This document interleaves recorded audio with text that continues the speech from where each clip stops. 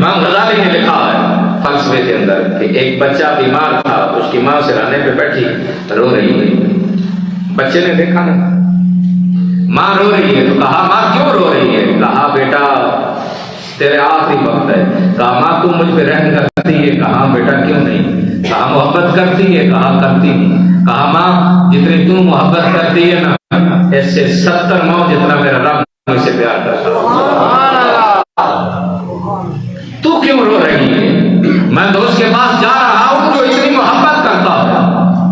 इमाम गजाली ने लिखा तो बहुत हुआ, उठाकर जब ले पड़ा कब्र में रखा, तो कब्र में रखते रखते अभी ईंटें मुकम्मल नहीं हुई, तो जो रखने वाले थे उन्होंने कहा हमने जान कर देखा तो रब ने कब्र को फराग कर दिया था, मुशादा कर दिया था।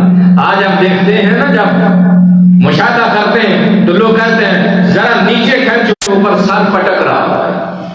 तो कई कहते हैं ऊपर खींचो, नीचे पांव पटक रहे हैं। तो एक तो ऐसे भी है जिनके कब्र के किनारे में रखा, कब्र हिलना शुरू हुआ ना, लोगों ने कहा जिंदा है। उलमा ने लिखा है जिंदा नहीं, जल्दी करो कब्र में रखो, कब्र के बैरी अज़ाब शुरू हो चुका। जो हमारी आंखें देखती हैं वो हकीकत नहीं है। हमारी आंखें देखती हैं ये हिल रहा है, जिंदा है, जिंदा नहीं, अज़ाब वहीं पे शुरू हो चुका। तो अपने रब से प्यार करो, उससे माफी मांगो, उसकी तरफ रजू करो। दुनिया क्या है? दुनिया तो खत्म हो जाएगी, और जो फना होने वाली चीज है उससे प्यार कैसा, मोहब्बत कैसी?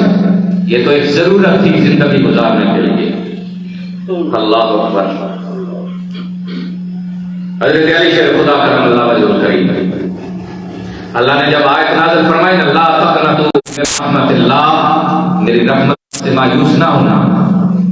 कहते हैं इतना इनाम काफी था बंदों के लिए कि उसने फरमा दिया मेरी रहमत से मायूस ना होना, लेकिन इससे बढ़कर ये कि उसने आगे ऐलान फरमाया इन्नल्लाह यग़फ़िरु ज़ुनूब जमीआ, बंदे मेरी रहमत से मायूस ना होना, मेरे दर पे जब भी आएगा मैं तेरे गुनाहों को माफ फरमा